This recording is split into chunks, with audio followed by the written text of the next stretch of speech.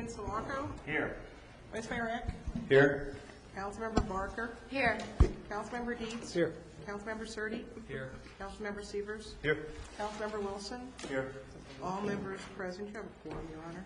All right, first thing on the item, presentation and discussion with Senator Rebecca Rios on the Arizona State Senate on topics of interest to Apache Junction.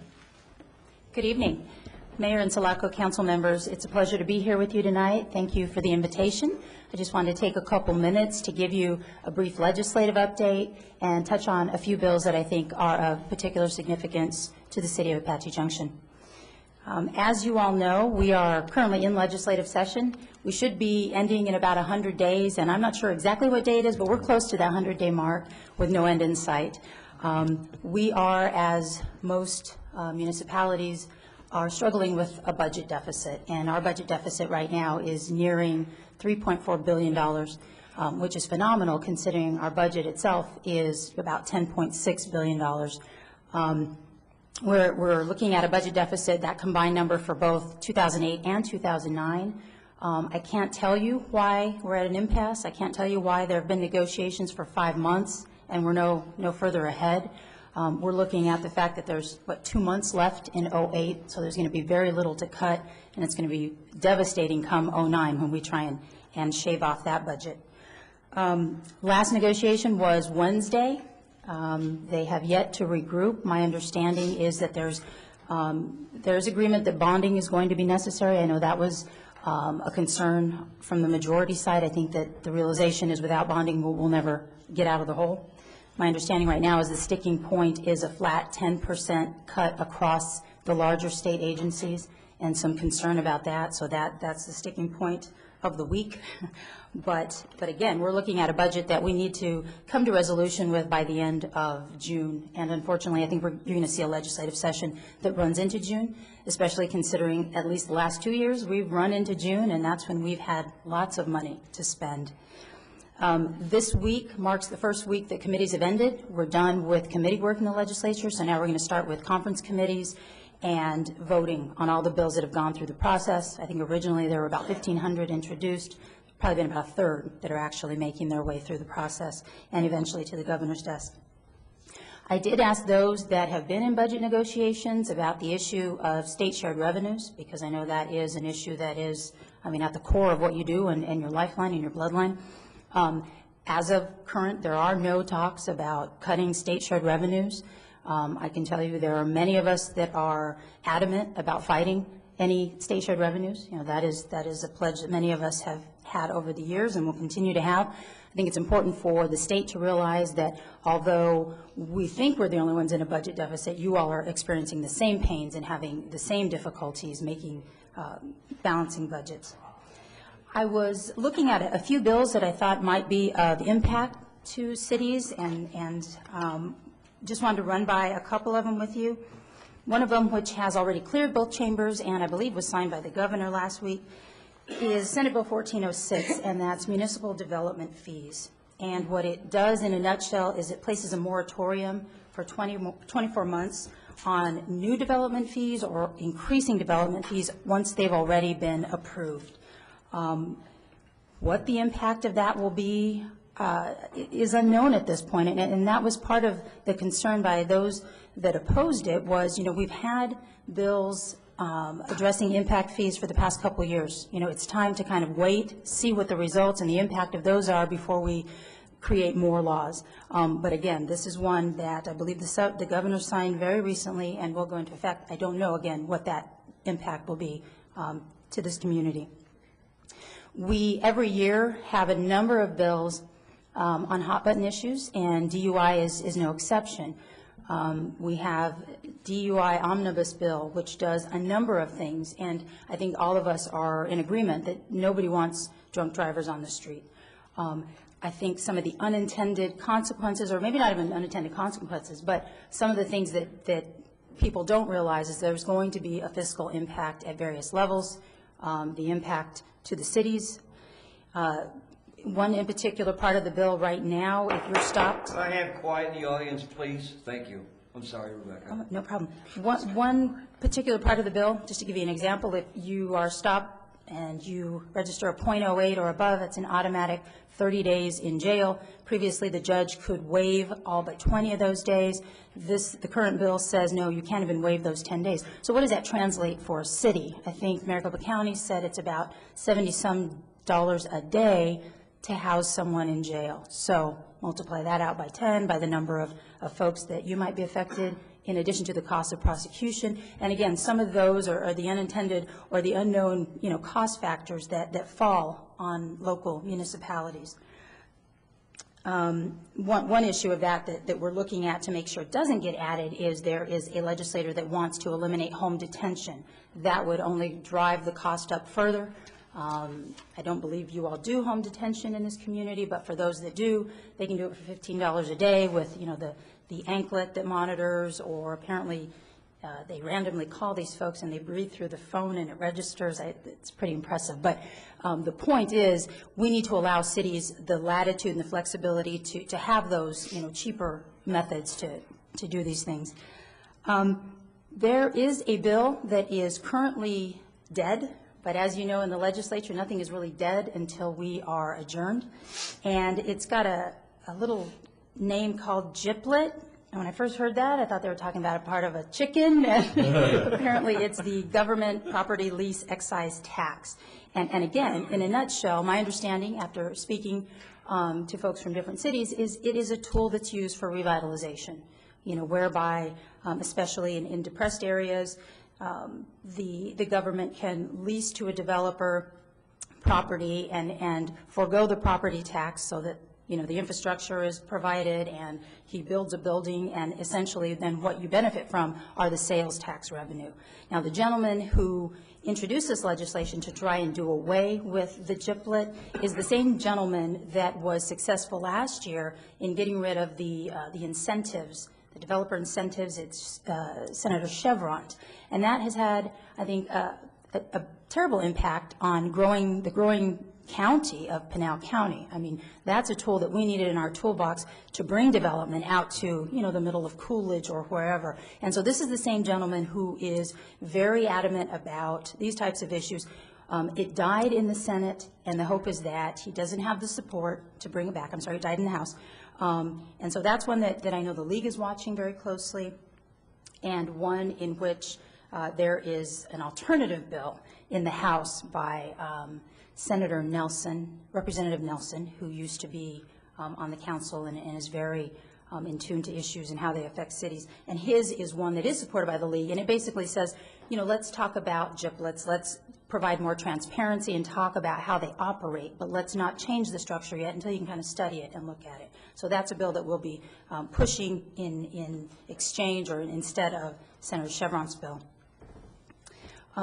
There are a number of bills. I guess I could kind of go on, but maybe what I'll do is just stop at this point and offer to answer any questions that I might be able to, or just take in any issues that are of importance to you that I can take back and fill my colleagues on. Yes, sir. What do you think that we should do about the GIPLET? What would your recommendation be? What I found in the legislature is the outcry from communities, when the mayors, when the councilmen, when the constituents come down en masse or call or write or email, it has a huge impact on legislators. I mean, I'll be honest with you. At the end of the day, we're all political animals. We all want to be reelected. And the fact of the matter is, if they're getting bombarded from their district saying, I'm watching you and how are you going to vote and I need you to oppose this, it has an impact. And so I think that oftentimes citizens underestimate the power that they have when they can pick up the phone and say, I'm a registered voter from your district and I oppose X bill and I want to know how you're going to vote. So as simple as it sounds, I think it's very effective. So you think that we need to get together and call and support these things? This is a tool that we need in our toolbox. I think you would want to oppose Senator Chevron's GIPLET bill. Right. And then Senator Nelson's is one that the League supports because it doesn't take away that tool, that rather it just kind of looks to provide transparency. Let's talk about how these things are used. Do you have Chevron's House bill number? You know what? House phone number? House bill number. The short title is Government Property Lease Excise. It was Senate Bill 1260. It has died in the House. So I would use the short title, because in the legislature, once something dies, then it miraculously appears as an amendment on some unrelated bill that has to do with, you know, milking cows. It's amazing. That's what happens. I had one other thing. George, is this like, it sounds to me like TIF. Am I off base here, or? Kathy, did we publicly talk about the Barleans? Yes. Okay. Do you recall the Barleans discussion in which they contemplated going near the Kmart? Right. The city would own the land for a period of years, lease it back, saving them, exactly as the senator said, from the property tax. They would get their feet on the ground, establish a bigger business. The city would get the sales tax revenues and so forth. So we would have control of that property tax? Well, right now, that's currently an option available, is to do this. The Chevron bill would like to take that away from cities. Because the government, the local government, Right. we don't pay property taxes, so that would be a net reduction on the burden I for the see. business. Okay. What is Chevron's district? Senator Chevron, I don't recall the number, but he is in central Phoenix. Very urban. Very urban, and he also, he owns a business on Central Avenue where he bought the property and pays the property taxes. So, you know, he's, No conflict of interest. you know, maybe got a little prejudice in terms of how things work. But, you know, again, that's the perspective he's coming in from, is that I pay property taxes, nobody else should get a break. But again, when we're talking about areas that need to be revitalized, this is a tool that we can use as opposed to having vacant land where we're not going to recoup anything, sales tax or otherwise. Yeah. This would fall into what I had suggested with our downtown area right here in the Y when we talked about doing possibly the small theater. I had talked to George and Joel about it, where we could buy the land, we could own it, lease it out to somebody else. That's exactly what this is talking about, isn't it? It's a similar tool. I like it. I would really like to see that. That's a heck of a tool. Yeah, it is. Yes. I've got a couple of questions. Senator Rios, how are schools funded? Do they still use the state trust land pool? How does the legislature control the income for schools? I know we're bonded locally, Right. but. Mayor, council members, it's a very complex method. Yes, any sales of state trust land, any money made, that goes in to a fund to pay for schools. The county equalization tax, it was bringing in about $250 million a year. That was one of the taxes that a couple years ago, when the economy was flush, we said, let's put a hold on that. We're going to give folks, you know, a couple years tax break, and then we'll bring it back in 2010, I believe. The majority is now saying, but if you bring it back in, now it's a tax increase. And the others are saying, you're going back on your word. The bottom line is, that bill to permanently eliminate that county equalization tax, or that $250 million a year that's used for education, that passed and is sitting on the governor's desk. Now, whether or not she'll sign that, I don't know. The fact of the matter is, it's not due to come back for a couple years, so we don't really have to act on it right now. I mean, she could theoretically veto it and then readdress it next year. But that is one in which education is funded specifically, and that's going to be a hit of $250 million a year towards education. And again, in fast-growing communities and counties like ours, I mean, we take the brunt of that hit often. Absolutely. Another question of mine was on the 24 months on raising the development fees. Is that statewide, Yes, Mayor, Councilman. county property, It would be same as cities? It would be statewide, specifically directed at cities, municipalities. Wow. Yeah, I had one more, Your Honor. I had talked to you briefly before the meeting about immigration reform. I would love for you to take back anything and get us any kind of information about a better immigration reform law. We need something. Absolutely, Mayor and Councils. I mean, that has been a huge issue at the legislature. There is, at this point, a guest worker program piece of legislation that's going through the process that has unique support across the board from the Chamber of Commerce, I mean, the business community that is in dire need of work. It would be something that, if it did pass, though, would still need congressional approval. But that is going through the process. Anybody else? I got another one. Representative Rios said that back, 12 years ago or something, when they allowed everyone to register with the workers' card, that it was very effective. Has that been a consideration? Honestly, Mayor, council members, I can't speak to that specific item. I don't know. They just said it was very effective. I don't have a question, but I would just like to thank the senator. You have been a long-time, consistent supporter of local governments, and we just want you to know you have our thanks. Thank you. I appreciate it. I have one other issue I wanted to say. While we have you here, on state trust land, it is very difficult to get released, especially for us. A lot of people don't realize that north and south side of Idaho Road on the west side is state trust land, which is pretty much prime commercial property for our community. But it's tied up because of property further south and everything. And then as time goes on, other communities now, as far as we would go, we would think we're from Meridian east, at least as far as Barkley, and we feel that that would be our open area. But as there's more talk about the state trust land, there's other communities interested in what we feel is our area. I just would like to give you, our thoughts that we really feel that everything east of Meridian to a certain destiny south. What are we now? Elliott, or I think Elliott. We really feel that that's our growth area, and we could certainly, with the opportunity, we could serve it, and we don't feel like any other community should be thinking about coming across the line. And that's a very strong concern. Absolutely. The concern about encroachment, I understand, and whatever I can do to support that. But you're absolutely right. Really appreciate it. Thank you very much. Thank you all. Discussion on potential designation of the National Day of the Cowboy as a city-sponsored event. George? I'd like to ask Mr. Bell to step up. Good evening, Your Honor, members of the council. Maybe I should say howdy, partners.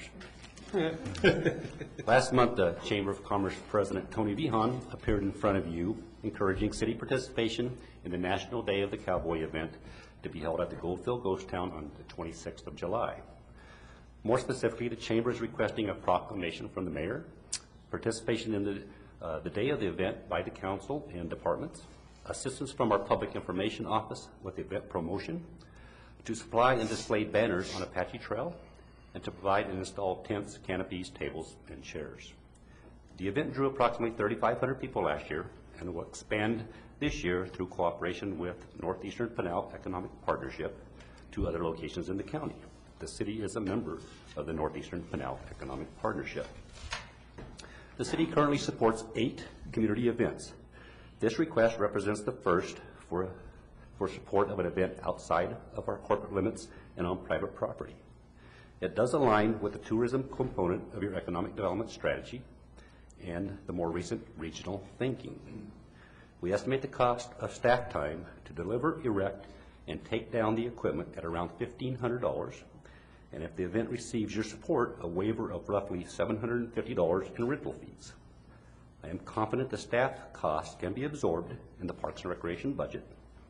Since the Chamber request was after our budget deadline, the purchase of banners has not been considered, and I would encourage you to stay away from this part of the request. This item is offered for discussion tonight and may be formalized at a future direction to staff or with the budget process. We would like to get the Chamber an answer as soon as possible to aid them with their event planning. Love to hear your thoughts and happy to address your questions. Any questions? George, this is just the beginning of the discussion. As it gets closer, like we talked about, this is an ideal time to showcase the city and about us putting something up there at the Ghost Town, kind of like with, remember we had the discussion of the regional council. This is one of the ways where we can highlight one of our assets, which is the Ghost Town, even though it's not in the city like you're saying. But when you're up there, it feels like you're in Apache Junction. So we definitely want to be as big a part of this as we can. So, yeah. But I think we're too early to really start doing details on it, right? Well, the chamber is in Yes, the process ma'am. of planning the event. And, Not so Yeah. much the chamber, but us. The regional council discussion we're working on with Steve Filipowicz and getting some folks together to brainstorm how that can be made to happen. This is coming down a separate track.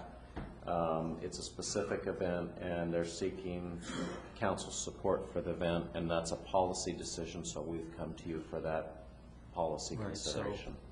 So I'm saying we want to be as big a part of this as we can. Yeah. Honor. I was reading in here where it says that the Chamber of Commerce is asking for the following assistance, and it talked about a lot of things here. I'd just like to say that personally, I would like to help with the setup and of the tables, chairs, all that, anything I can. And I think that it's a great plan, and I would love for the council to be more involved in it. But you can count on me for any help you need. Honor. Is that right? Mr. Bell, this is in-kind contributions, correct? There's no cash coming out of the city's. Right, as I identified the banners, Right. that would be a cash outlay, but the rest of it would be, 3,500 people, if we got 10% of those people to stop in our community and spend $3 or $4 each, we would more than make up for any costs we'd have. So I think we could be a revenue catalyst for that area. Certainly, there's people from out of country I heard coming to this. There's already 8 or 10 people from England or something. yes, So- European cowboys. Yeah. They're gonna stay nearby, which would be here, so I think we would benefit very well from it. Yeah, I agree. I think we should do whatever we can do. I want to hear their European southwestern accent. Draw. Yes, I was going to borrow it. I really think that, you know, the idea of being involved in it and being a, you know, sponsor, and the idea that we provide some of the stuff and help them set it up is a terrific idea to not only assist them in doing this, but also to promote the city. This is an event that is recognizing our heritage, not only our heritage locally, but a national heritage of the cowboy. And it's an ongoing project that's happening across the nation. So this is not just something that's strictly local. It is across the nation on the same day. So, and to be part of it, I think, is to say, yes, we want to be part of our heritage. So I'm all in agreement with being a part of it. Thank you. Thank you very much, Jeff. Discussion of proposed resolution number 08-04, authorizing the city to enter into an intergovernmental agreement with the Arizona Department of Economic Security concerning vending service for the city library. Matt. Mr. Mayor, Council, my name is Matt Busby, Assistant to the City Manager. As said in the title, this item is a discussion on the proposed resolution authorizing the city to enter into an intergovernmental agreement with DES for vending services. And just to give you a little background about this, in the fall, we sent out an RFP to get vending services for the city library. We were contacted by DES, who has a program within that department called the Business Enterprise Program. They notified us of a federal and a state law that requires any government entity to give preference to vending providers operated and owned by persons who are blind. So the state statute requires us to allow DES to come in and survey the area where we want to provide vending, and if they can provide services through a blind operator, we are required by law to allow them to do that. Currently, we're in contract negotiations with them still. This resolution will be brought back, assuming that that contract negotiations works out in a future city council to be discussed again. But that's the background of this issue. And I don't know if Joel wants to add anything as far as the legal side is concerned, but I'm available for any questions you may have as well. So, Joel.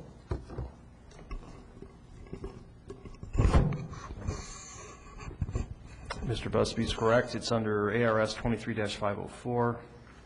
And I have been in touch with the individual at the state who goes through the IGAs. We've been playing phone tag, and we haven't been able to connect yet. But I think there's going to be some minor adjustments to the Attorney General version of the agreement. There's some risk issues that I'm not comfortable with, and the statute doesn't say, well, you have to use their IGA form. So I think we do have some negotiation that needs to take place on the risk issue. Other than that, I have nothing else. Does anybody have, yes, Matt? Yeah, what kind of vending services are you looking at here, Matt? Mr. Mayor, Councilwoman Barker, this, the library, I don't know if you've been in there recently, they have a whole section that they want to put vending machines on. They want to put the regular snacks, the regular sodas, but they also want to provide. Yeah, they have a coffee shop. They do currently have a coffee shop run by the Friends of the Library. I don't think that's going to stick around much longer. They want to provide fresh food like sandwiches, fruit, yogurts in the vending machine, and also possibly frozen items. So that was part of this negotiation, and DES coming out to see if they could provide that type of services.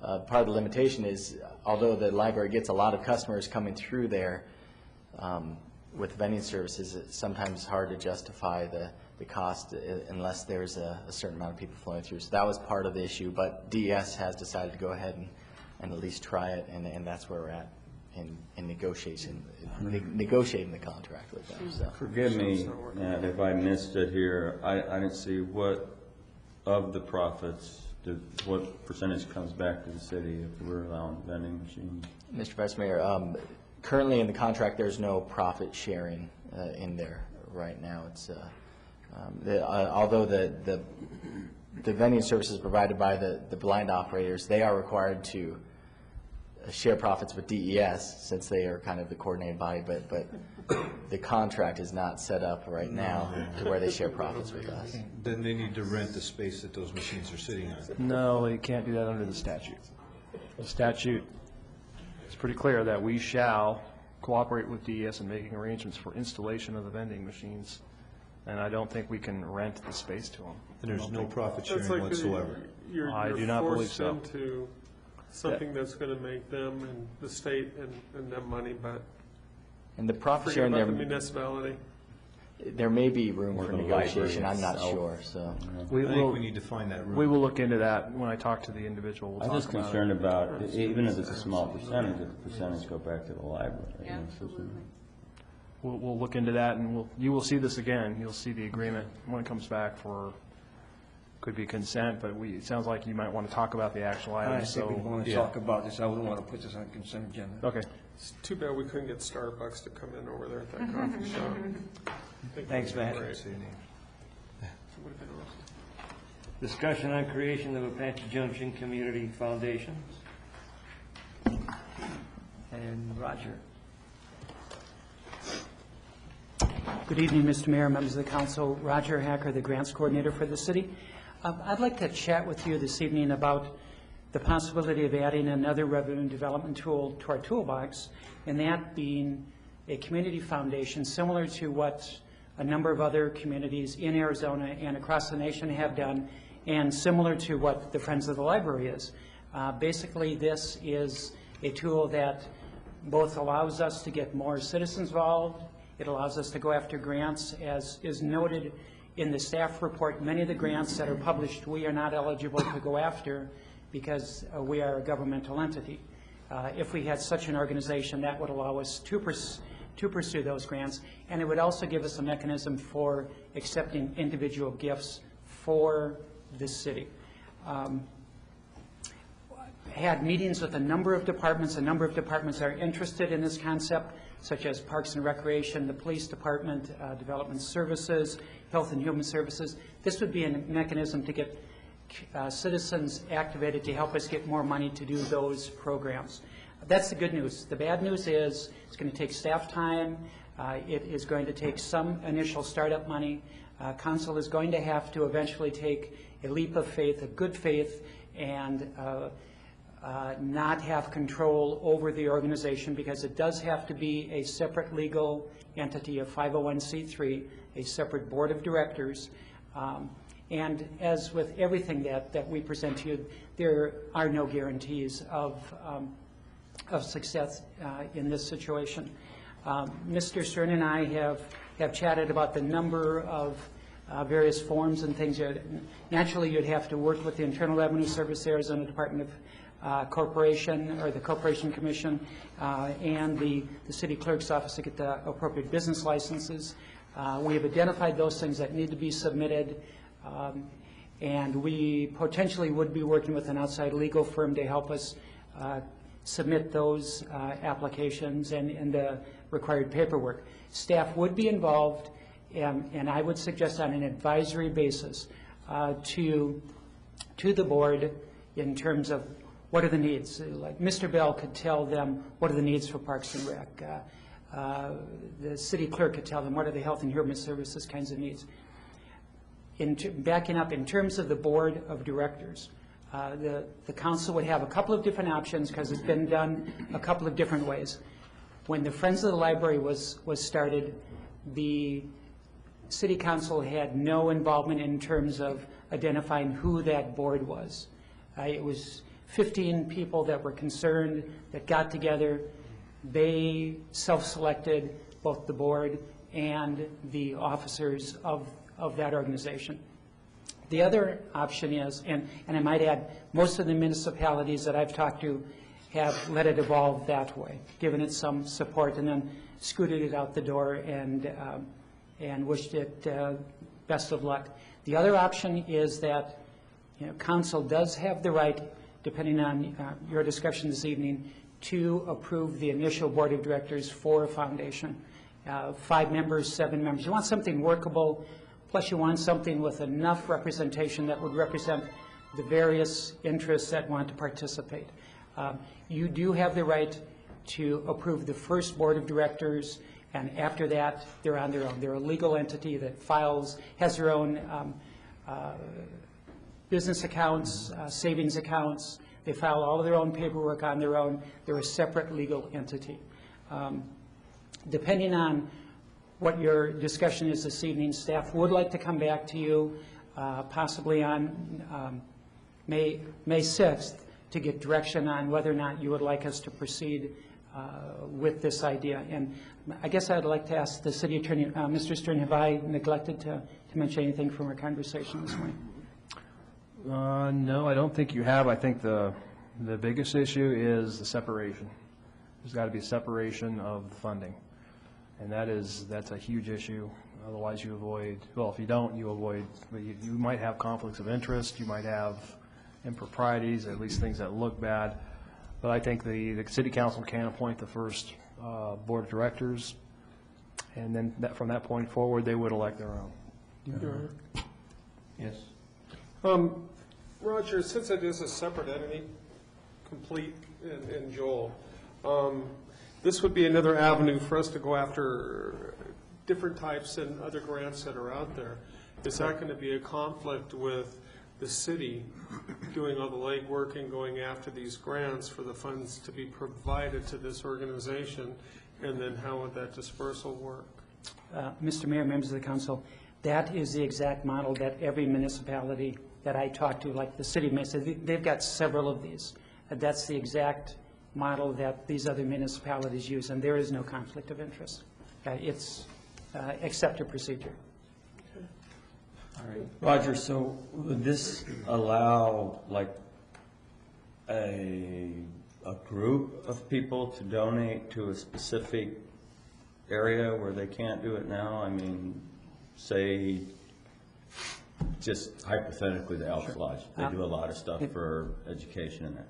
Could they donate a certain amount of money to, pick one, animal control? Mr. Mayor, members of the council, actually, people don't realize it, but they can donate now and get a tax deduction. Mm-hmm. People don't realize that. The other thing is, some people don't want to give to government. Right. Bad word. So yes, this could be a tool to do exactly. Or this organization could actually go lobby more to those? Is that? Yes, sir. Theoretically. It would be something like donating 5 acres or 10 acres for a park or something of that nature. I think that came up a number of years ago. That is an excellent example. Yeah, okay. As I understand it right now, it's difficult for some donated funds to get to where the donator intends them to go. Animal control, for instance, as part of the police department. So if somebody donates a large amount of money or any amount of money, it may end up going to the police department, not to animal control specifically. This would help in that situation, correct? Mr. Severs, I think anybody could donate X number of dollars, and they could earmark it for that particular purpose, and then the city would have to use it for that particular purpose. But as I understand it, it doesn't always happen that way right now. That I do not know. And if there was an organization like this, they would be able to determine and pinpoint where they want funds to go to. I've never heard of any kind of alternate use for anything that's been earmarked. I never heard that. I'm sure staff would, if they see an earmark on a particular charitable donation, they would follow through with it. I don't know why they wouldn't follow through with it. Okay. So Roger, this would be another organization like Main Street. Main Street is to Chamber of Commerce. This would be to the city. Is that? That would be correct. But once we create it, how would you possibly rein it in 10, 20 years from now if it's doing things that you don't like? Mr. Mayor, members of the council, many of the municipalities that I talked to have a memorandum of understanding with that organization. For example, the Mesa City Council drew up one with their two arts alliances as to what exactly they were going to do, and their responsibility. The responsibility was going to be for the capital campaign, for the new arts center, for offering programs, for offering special events. So there are some mechanisms that, the last thing we want to do is create a loose cannon. And I think there's some mechanisms in place that we can do to make sure that doesn't happen. Glendale did the same thing, and Tempe have done the same thing. The memorandum of understanding, so everybody knows exactly what is expected. What their limits are. So that you Yes, guys know what yes, I Mr. mean, like, for instance, San Francisco doesn't have the mentality that we have, or the morals. They could be doing things there that, if we would get people like that here, then that was what I was meaning. Roger, as I understand. Mr. Mayor, could I answer Councilmember Surtees' question? The board for this organization would be community folks. So you're not going to get outsiders to sit on this board. You're going to get your neighbors. You're going to get people that perhaps Jeff Bell and the Parks Commission have suggested, people that possibly the city clerk has suggested. So you're going to get like-minded folks. Would they have to be residents? Yeah, I meant like if we have a migration here in 15 years, and we, how would, so that's what I was, any possible thing that could go wrong is what I was trying to discuss. As long as the people from San Francisco bring the Ghirardelli chocolates, we can live with that. We can discuss. Chip? Roger, if I remember right, in setting up a 501c3, that you have to write out exactly what you are about. And that's part of your bylaws, and that's part of what's your legal identification as to what you're about. So to put Jeff's idea, I think, at ease, is if they change their direction, they're violating their own bylaws. And they would have to change the bylaws and have to reapply. Is that not correct? That is correct. The articles of incorporation and the bylaws, they kind of go together. And you will see those at one point. I'm not sure you would actually approve them. I don't think it works that way. And we're still working out with outside counsel to make sure we're doing it right, because very few attorneys actually set these up. So, and that is not my expertise. So we are working with someone from Mariscal and Weeks, Colleen De Resipino, I believe is her name. And if I could also address Councilmember Wilson's question, you have to file, a nonprofit organization has to file annual reports with the IRS and the Corporation Commission, in which you say, what are you doing, where you're getting your money, what are you doing with your money. If there's a discrepancy between, we said we were going to do Parks and Rec, and we're doing something totally unrelated, that sends up all sorts of red flags. So there's the mechanism for oversight. Anybody else? Thank you, Roger. May we come back and... Yes. Thank you, Mr. Mayor, members of the council. Discussion of proposed resolution number 08-06, committing local funds for fiscal year 2008 Community Development Block Grant Program. Heather? Good evening, Mayor, members of the council. As you may recall, back in the beginning of March, you adopted a resolution that authorized the city to submit a community development block grant application for a downtown redevelopment plan. Since then, in putting together the application, we're required to put together a budget on the project implementation and everything that would involve bringing the project from funding through completion, and that's going to be about a 2-year process. When looking at that, we look at the staff that would be involved in implementing this project. And this sort of project will involve several different departments within the city, and that would be the Development Services Department, it would be the Economic Development Department. And when looking at that, we identify how much time people would be allocated or would be used to implement this project.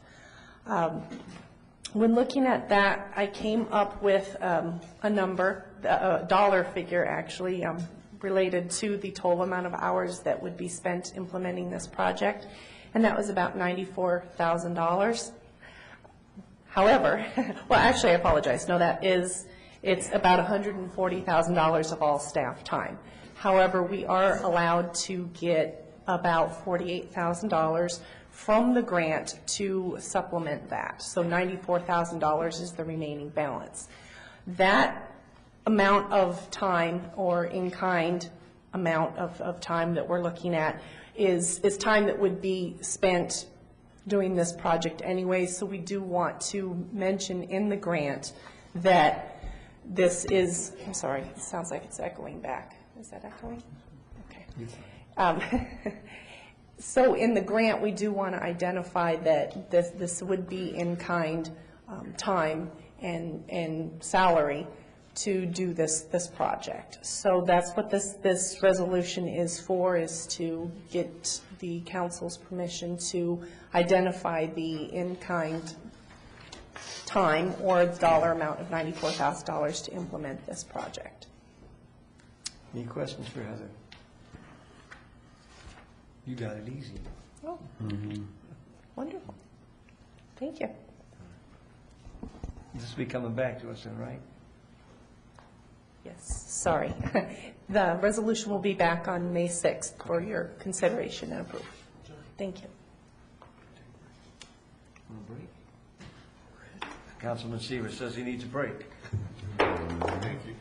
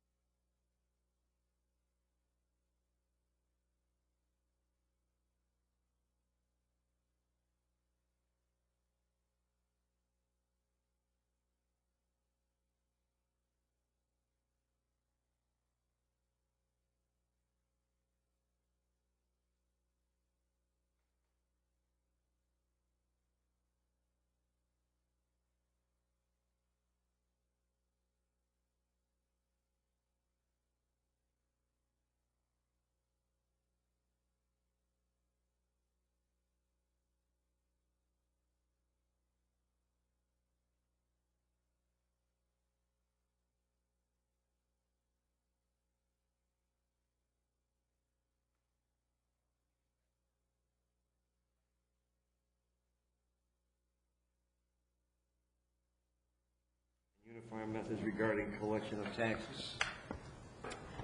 That's me. That's you. Yes. If you recall, way back in July of last year, we transitioned from a non-program to a program city. We did those things that were under our control, which is basically changing our city code and tax code to change that program. One of the things that was still outstanding was an updated intergovernmental agreement with the Arizona Department of Revenue.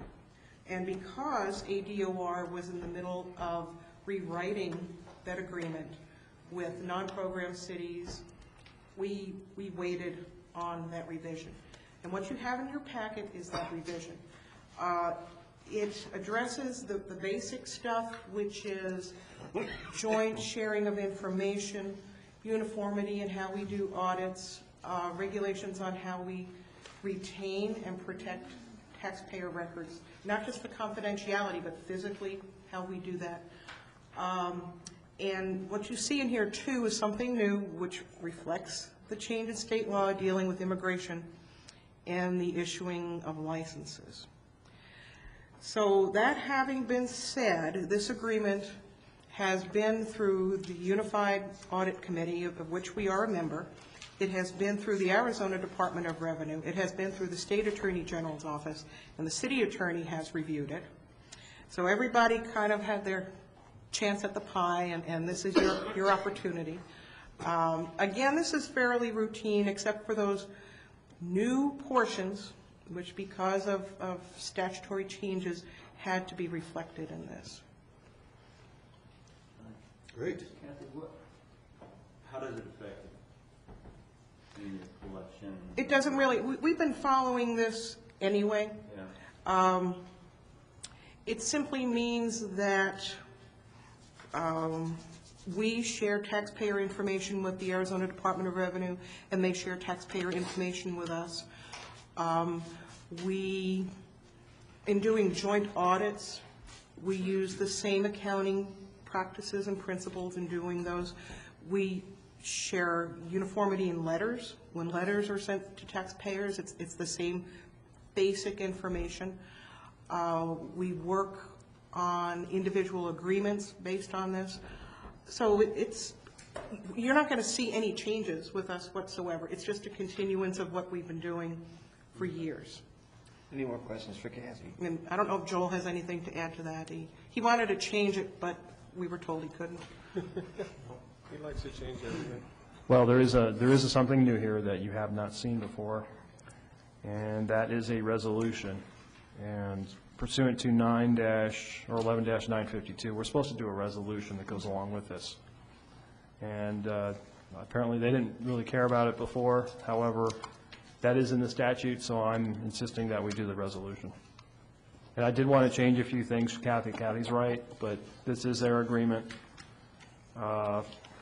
And if they think it's legal, that's fine.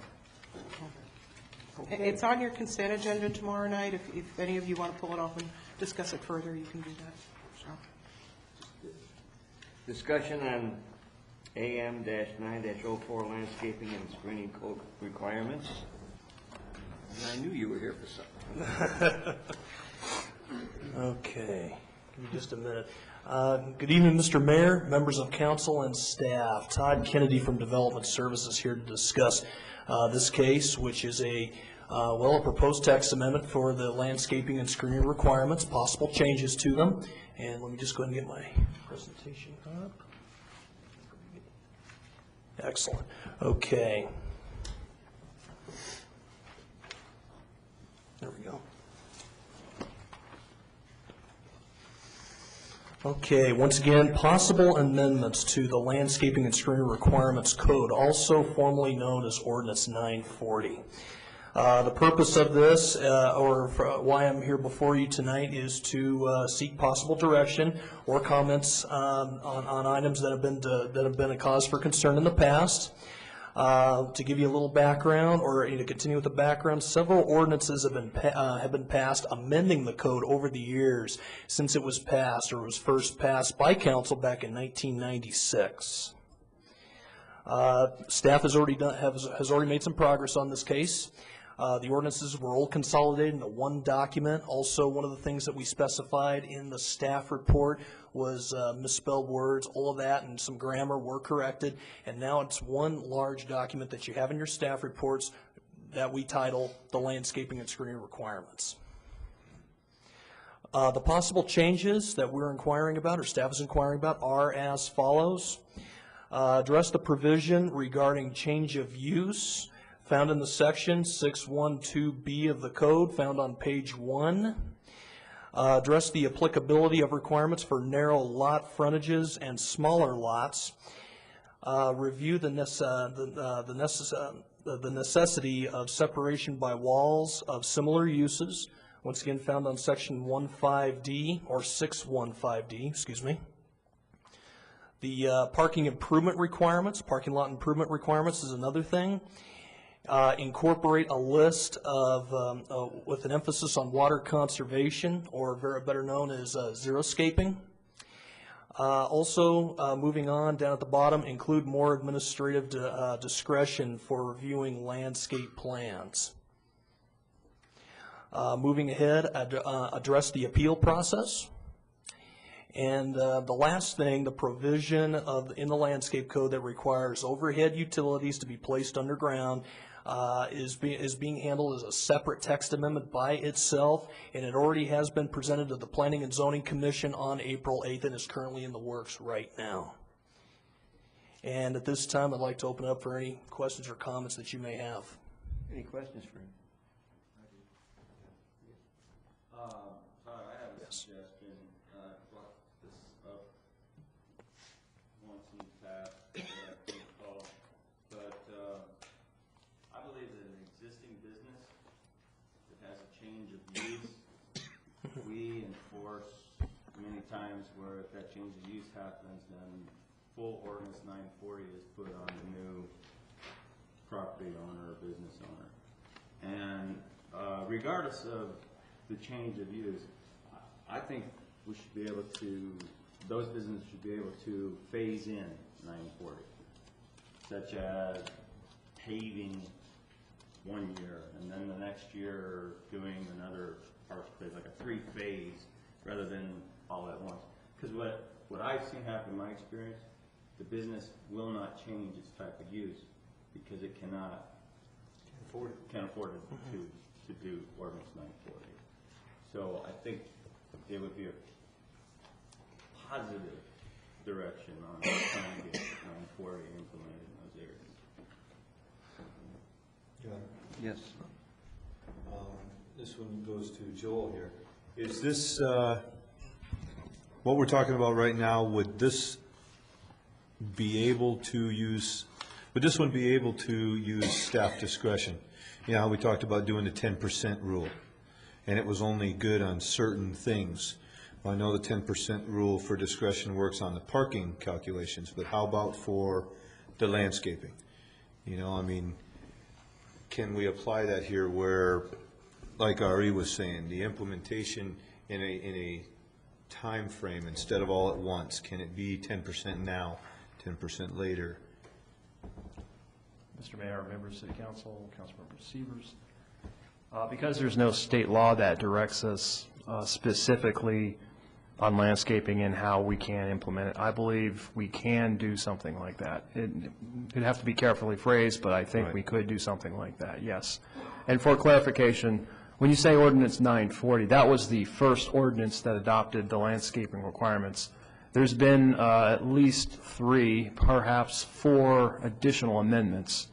So there's been other ordinance numbers. So when you say 940, 940 is the key ordinance that always seems to stick out. that was the initial one, but there were also changes to particular things in that original ordinance. So the new ordinance will be a new section.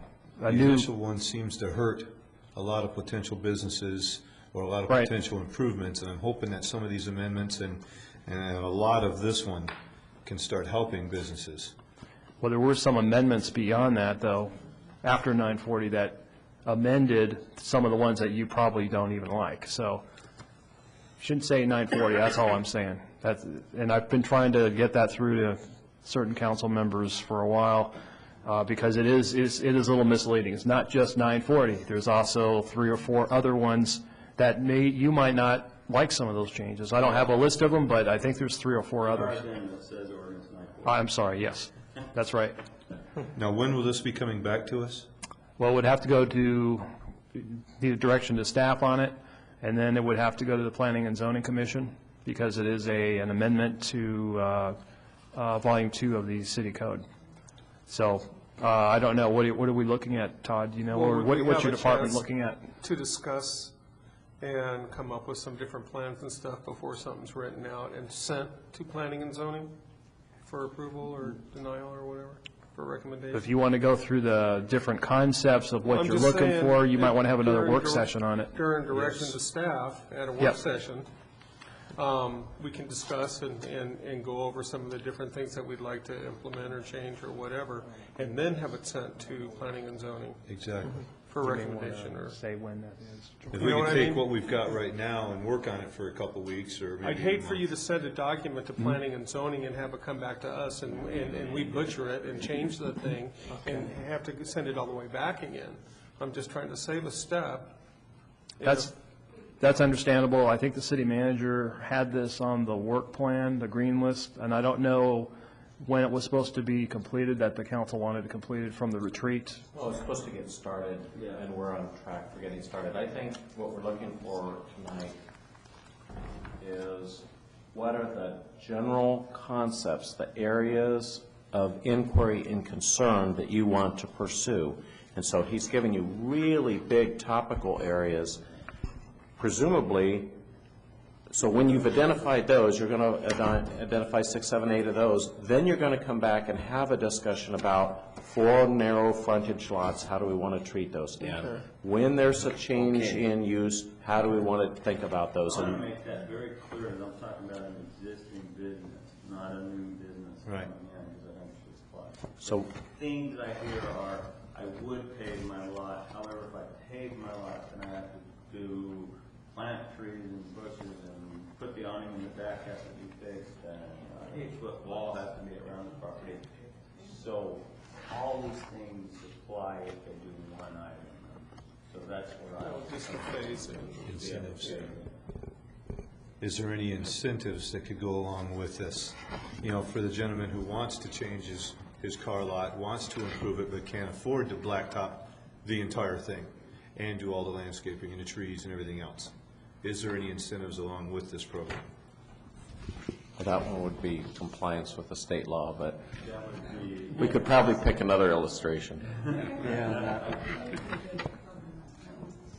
So as a topic of exploration, you'd like to see discussion potentially of development agreements, incentives, yes.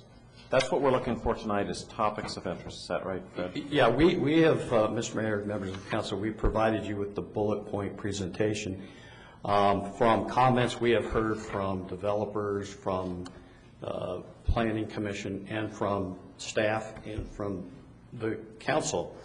Since my tenure here, we have not had any landscape appeals.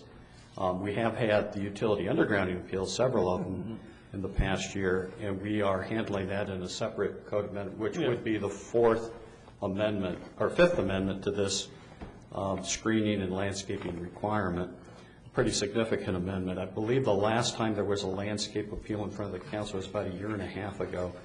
Mr. Kennedy was telling me that was his first case, and he remembers it well. So we haven't had we haven't had a lot of landscape appeals. We have been fairly successful, but we have had these concerns expressed. We're looking for direction tonight or at another work session to kind of nail down what those concerns are. We have consolidated all of the amendments into one landscaping and screening document that you have in your packet, and the next work session we can roll up our sleeves and get into some detail. I We'd be think happy you to do heard that. some of the council members, and I can also say myself that we don't want to hurt an existing business. If he wants to do one thing, Special you have to be a little bit lenient, give him some time to put him out of business. Is there anything else for it? Definitions? I'd like to know which definitions we're going to be going over. I think that's a big one for you, Chip. Some of the definitions that might be involved in the landscaping area. Fencing is something that I'm concerned about. I like what you have on here, what a lot of the things are on here, as far as the narrow lot, lacking depth, does come up a lot. The walls between commercial property as mandatory, Right. never liked that one. And then we have to do an appeal to allow an open parking lot in between businesses. Parking requirements, isn't ours one of the more stricter parking per capita? The parking lot improvement, not necessarily the parking count, but requiring landscaping and parking lots. Well, the count did concern me, because there's areas where I think we require maybe too much, and then there's areas where I don't know if we have enough. Well, I thought we addressed that with, we've gotten a little bit of latitude as far as the actual spaces now. Yeah. Well, Right. I know you're using that as a new development on Main Street. But a lot of these items are items that they're redundant, and they keep coming back. I like them. Let's see what's on, but I do like the idea of giving the existing business an opportunity to phase in, rather, especially on change of use issues. I think something else that you had just discussed was that if we're not requiring walls between businesses, that could help with some of the parking situations as well, because it could be shared parking, where if that required wall was there, then there's no chance of that. Jeff? I may be off base here. Down at the new shopping center at Idaho and Baseline, a lot of this will be implemented there, correct? The landscape requirements, that's correct. Yes. Now, they are meeting the landscape requirements. They do have a plan development so that they have a plant palette of their own. We have a suggested plant palette for a generic plant palette for everything in the community. It's not in the ordinance. That's one thing. We may want to include a specific plant palette. But they are meeting and maybe even exceeding our landscape requirements in particularly the parking lot improvements at the project at Idaho and 60. And I know we already discussed this. I shop a lot, and if you go to the one at Signal Butte in Baseline, and I know they're sucking a lot of our business down there, it's very difficult to get in and out of there. You can't. You go in and you can't because of those parking islands, or so I would hope that, I'm for all the landscaping there, but those islands, they channel you away from easy entrance and exit, so if there's... And everybody that goes there, that's one of their worst nightmares, is that parking lot. So I don't know if that's already approved or whatever, so I would hope that we would make in and out easy, making it, landscape well in between. That's got nothing to do with this, so. And also, if you go to the county complex right over here, they have trees that are so low, my truck won't go under them. So we need some way to get, there's a lot of parking places you can't even use because you hit into a tree. So landscape maintenance on trees is for commercial property, for government property, could be easier to ask them to trim their trees and keep the shading, but in a commercial lot, a little more difficult. It's when people don't park under the mature trees for shade that they realize we need to trim our trees. Maybe we can include some kind of maintenance provision, annual inspection or something. That's again a burden on staff to do that, or maybe a complaint based. Or not require so many. I mean, you go to a Home Depot, you got trucks and trailers, and there's islands all over the place with trees in them, in a Home Depot. I mean, they need to think about where you're putting all these regulations. Where is it practical and where is it not? So many trees in a parking lot. We need parking spaces, not trees. One last item I would like to get some direction on that we've listed in the bullet points, and that is the appeal of landscaping requirements, set aside the utility undergrounding, but that comes right to council. Don't know if the council wants to see all of those or if there's a different appeal process. If we were to take the landscape screening requirements and adopt them as part of the zoning ordinance, then there would be the appeal of the zoning administrator and some other appeal process that are already in the zoning ordinance. And staff actually would like to see it in the zoning ordinance. I think Which means, as far as the process? Well, the appeals wouldn't come to council. Go to the Board of Adjustment instead. Mr. Mayor, members of the council, this is another issue that I've been talking about for a long time. I don't want to get into real legal issues here. However, to put the city at a disadvantage, I don't want to do that. But I will say we would recommend that this goes into the zoning ordinance and take it out of the hands of the city council, and then the appeal would go to the Board of Adjustment. We're talking about businesses here. It takes too long. The Board of Adjustment process takes too long. Holds up businesses, kills tax dollars. It needs to go to us because it can normally get into us faster. We've got 7 people up here who know and care and need tax dollars. I think that from past experiences, I think that we make more rational decisions than the Board of Adjustment does sometimes. Just to reiterate, we have had one since, I believe, the last year and a half was the last landscape appeal that the city council saw. So we're not having a lot of appeals to the council. We are having problems with interpretation of the ordinance, and we do need to clean up language. Clean up the language.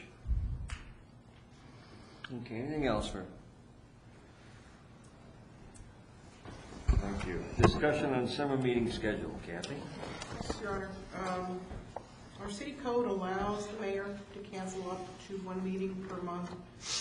And for almost every year, except for last year, starting in, I think it was 1987, one of the sets of meetings in August has been canceled. And I'm already getting questions from other departments saying, is there going to be an August meeting canceled, and if so, which one? So I put it on the agenda tonight to give you the chance to talk about it. It doesn't need to come back for council action. The code allows the mayor to just author a memo saying that the meetings on these dates will be canceled. When is the League of Cities and Towns this year? I'm thinking it's September. Well, I know sometimes it falls in kind of at a weird date. And Yeah, I just say if it was close to the last one in August, maybe the last it's one in August usually would be either the the one to last cancel. week in August or the first week. That's the way it was last year. The league is the 18th of August, well, actually, the 19th through the 22nd Of August? of August. And your August meetings would be Through the August 4th and 22nd of 5th, August? or the 18th and 19th. 18th and 19th are, There's the one to cancel. So there's someone to cancel, So- yeah. Okay, and if that's all right, I'll have Go ahead. the memo ready for the Glad I mayor. brought and- that up. Okay. Anybody going on vacation in June? Like June vacations after school gets out? We're working on budget and everything. You're working on budget? Yeah, That's no, right. June's a wrong Yeah, reference. that's wrong. All right.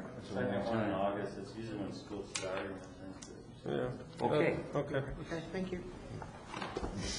Discussion on amendments to Chapter 6, the Animal Code. Mr. Mayor. Yes. You've been waiting for this. Yes, I have. Bless you. Bless you.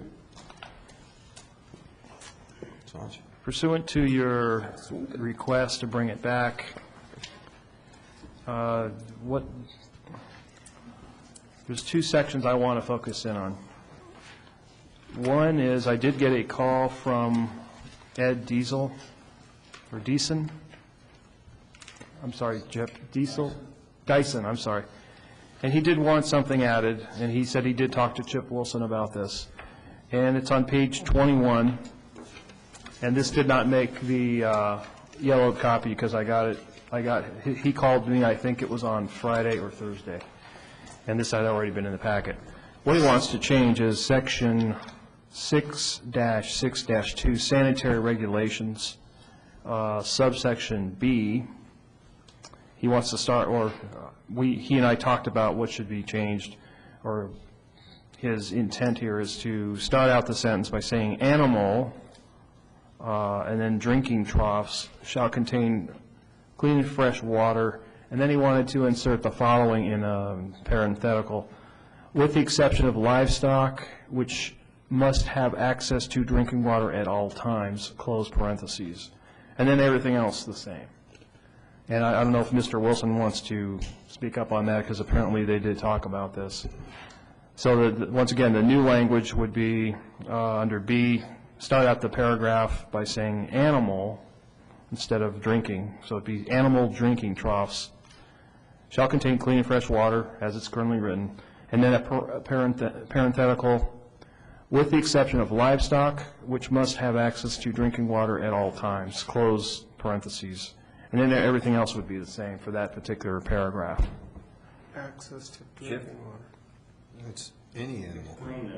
Yeah, what's... under the animal ordinance. Correct, it's underneath the animal ordinance, and there's, what we're looking at is the idea that, number one, the animals are your dog, cat, and other, and we wanted to state that with the exception of livestock, so that when you're looking at it for livestock, that they must have access to drinking water at all times. Livestock can have, well, like for example, you've got a field where you got running water into it out in an open field, and you're going to have some algae in it. The amount of water that you have for your animals is considerable amount that you have. And you'll be putting fresh water in there basically in a sense every day. But the algae that grows on the side is not harmful at all to any livestock at all. And horses have a tendency to like to rinse their mouths out. And you got 35 gallons of water, and you put fresh water in there, and they suddenly decide that this hay I'm chewing on, I want to get it soft, so they rinse it out with water, and now they've got hay floating around into it. And again, this is not harmful to a horse in any way, shape, or form. So this is saying that they have to have access to water at all times. Where we're, I'll say, removing the possibility of misinterpretation of clean and fresh water. Your Honor? Yes. What is the difference between a dog and a horse? That's what I'm wondering here. Any animal should have access to water at all times. You know, I have a pool in my yard, and I've had a clean watering trough for my dog all the time, and she won't drink out of it. She drinks out of the pool. You know, so what I do, I quit putting out the watering trough. Am I wrong for not having a watering trough for my dog? She has access to water all the time. You know, I'm just thinking, we keep separating, and no offense here at all, Chip, but we keep separating livestock from animals, and I keep saying, you know, in many ways, they're all similar. All animals. I mean, if we want to simplify and get rid of room for misinterpretation, that could just say, all animals must have access to water at all times. Just the change is drinking of the animal. But I didn't clearly understand. So you basically want to... But is that the language that works, Joel? I gave a copy to Chip just a minute ago. Can you pass that to Mr. Eck?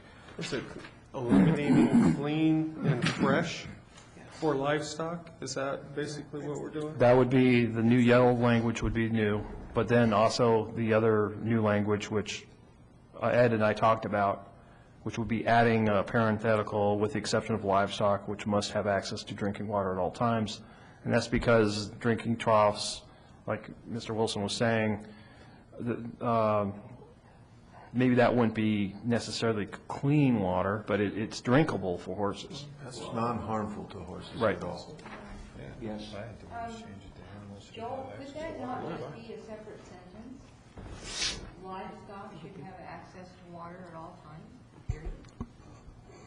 We could do that if you'd like. Why not just all Which animals? seems to kind of convolute the issue. Why not just all animals?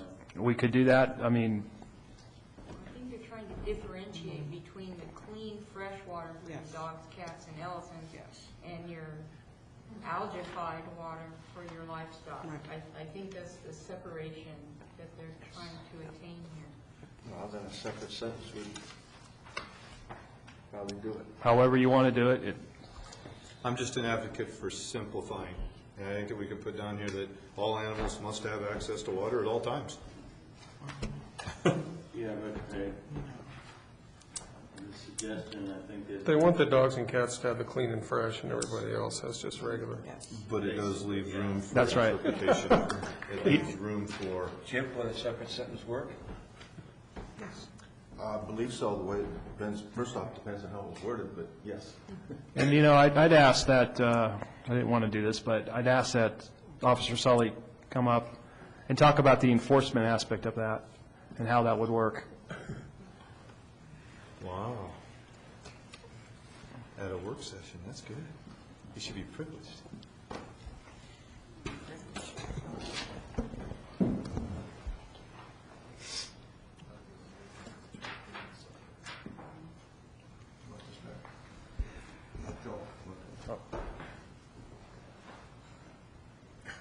I've learned a lot about horses. I've been educated a lot here recently, and horses are different than dogs and cats. State law requires that all animals have water 24/7. But now we're talking about a dog can't be drinking the algae water like a horse can. A horse has a different anatomy to process that, where a domesticated dog or cat can't. They get giardia, et cetera. So we do have to find that wording that it's going to not impose a problem with the horses. But yet give clean drinking water to cats and... Right. Right. Word it the way it has to be and let it go. Domestic animals? I'm sorry? Are we talking domestic animals then must have clean, fresh water? Livestock must have access to water at all times? That is correct. Does that not work? All animals have to have. Just those two sentences? What about The only, chlorinated water? the only problem that we're going to run into is that when we do go out to a home, and if there is a lot of excessive algae, et cetera, in the watering container for dogs and cats, we're going to be requiring that individual to be changing that water. So we're going to need something to enforce that portion of it. Right. Yeah, I Yeah. really think you could do two sentences on this. I really do, and that would, because the with the exception is very confusing. You suddenly think Thank you, maybe Sully. you don't have to give your livestock any water, and then you go, oh, whoops, that's not what you meant. I understand the difference now between dogs and horses. Thank you for the lesson there. Illumination. Mr. Mayor? Yes. There were some other changes under Section 6-1-7 and 6-1-8. What page? Page 9, at the top would be new K, and this was talking about the annual inspections.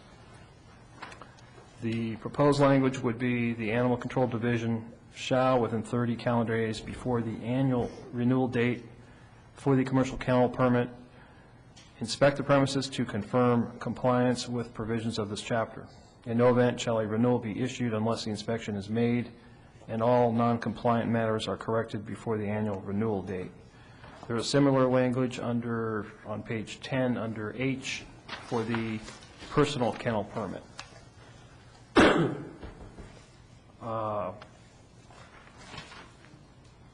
In addition to that, under 6-1-8 is the boarding provisions, which council decided. Oh, I'm sorry, page 9. And that would be A, small Roman numeral 5. And this language, I met with Mary Ann Coyne, Officer Sully, and Sergeant Rogers, and we talked about the boarding, how that exception would apply.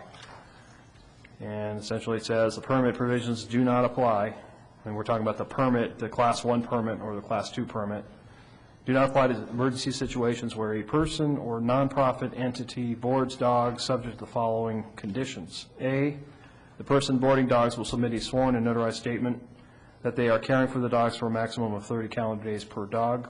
B, this statement shall contain the name, address, and phone number of the individual organization who provided the dog to the boarder. C, no more than 2 dogs will be permitted under the emergency exception.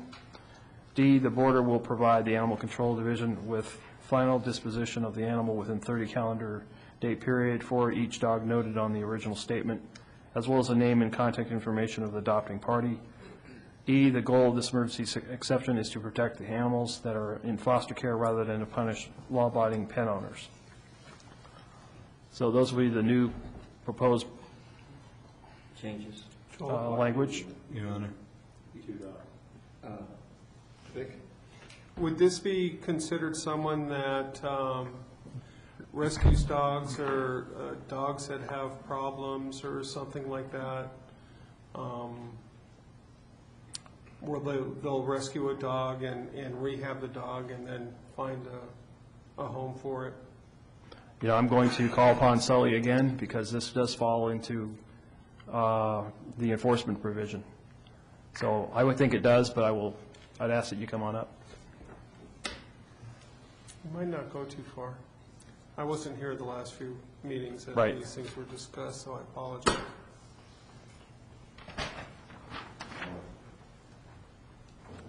But basically what I'm talking about is like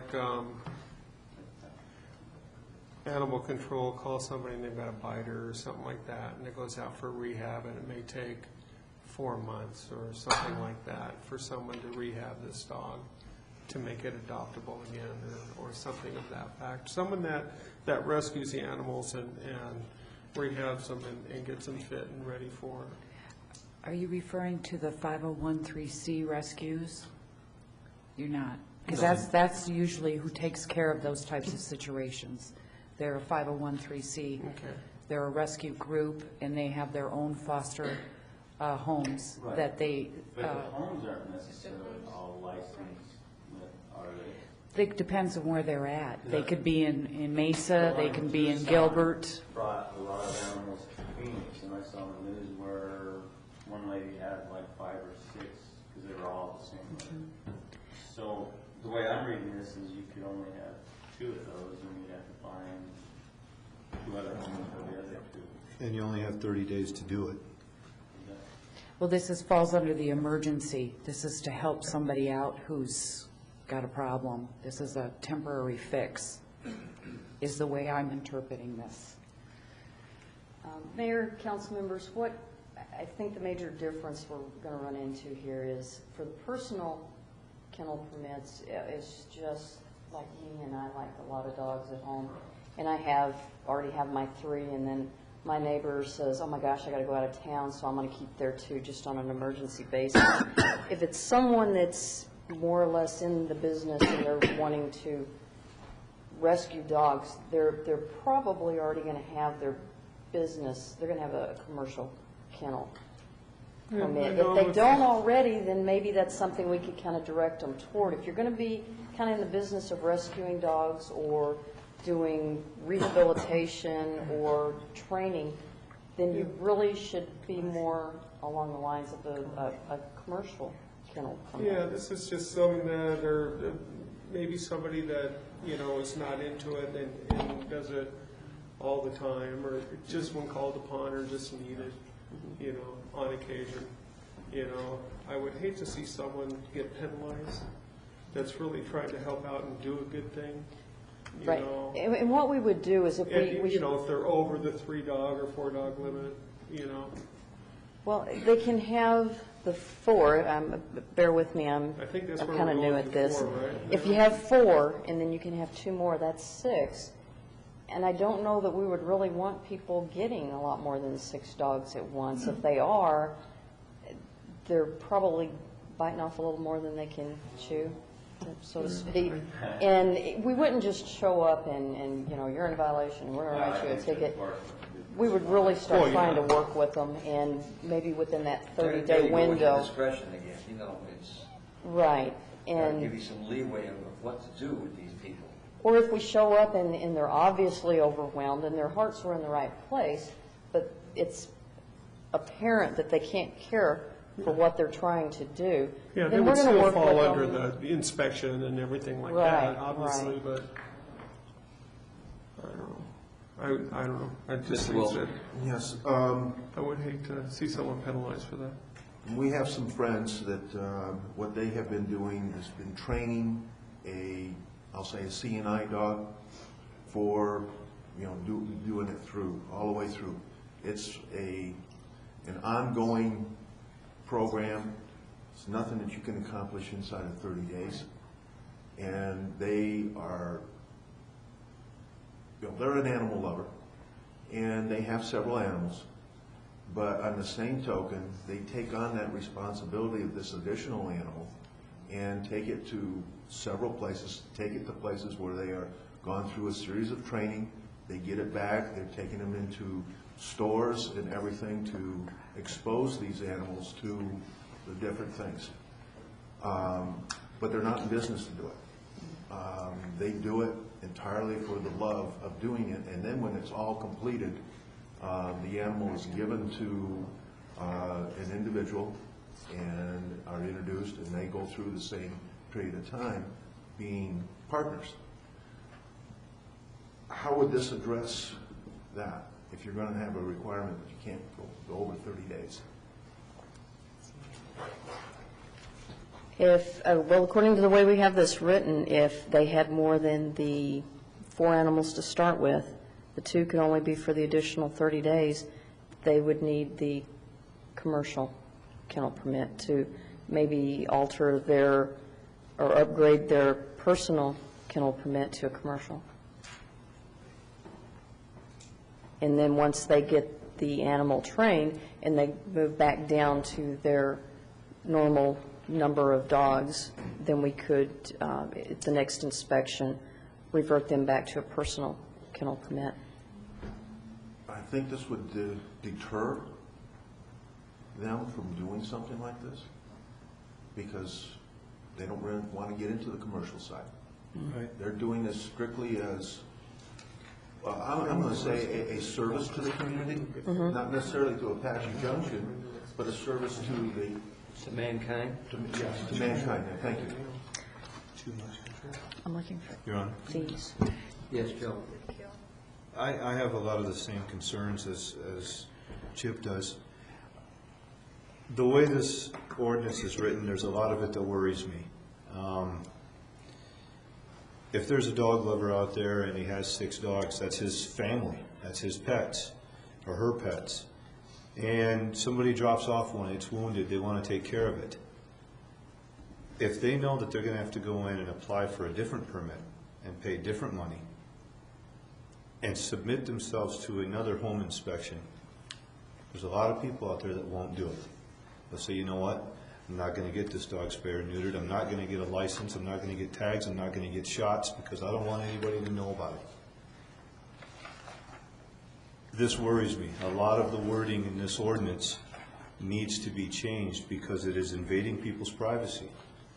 If I have 6 dogs and I have to have a Class 2 permit and I have to have a home inspection for it, what if, gee, that room's not big enough. In order to keep your dogs, you have to remodel your house.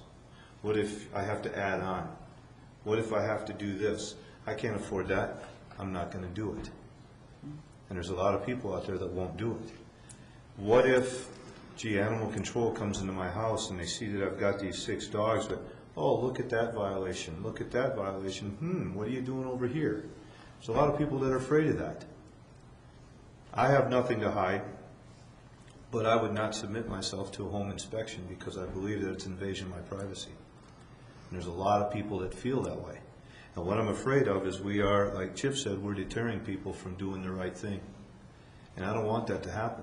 When we were on the Property Maintenance Standards Subcommittee for 5 months, staff needed teeth to enforce an ordinance on the 2% of the population that won't voluntarily comply. So we spent 5.5 months on that committee working on how do we make this ordinance work to give us the teeth for those 2% that won't comply without affecting the other 98% very much? And what I've studied this thing from front to back several times. If we pass this as written, we're passing an ordinance that's going to affect 98% of the people a lot. And the few, like the hoarders, it's not going to affect them at all, because they're the ones that's not going to go out and get a permit, and they're not going to be licensing, and they're not going to be doing these things anyways. And I'm worried about the way this thing is written, and I'd like to see it,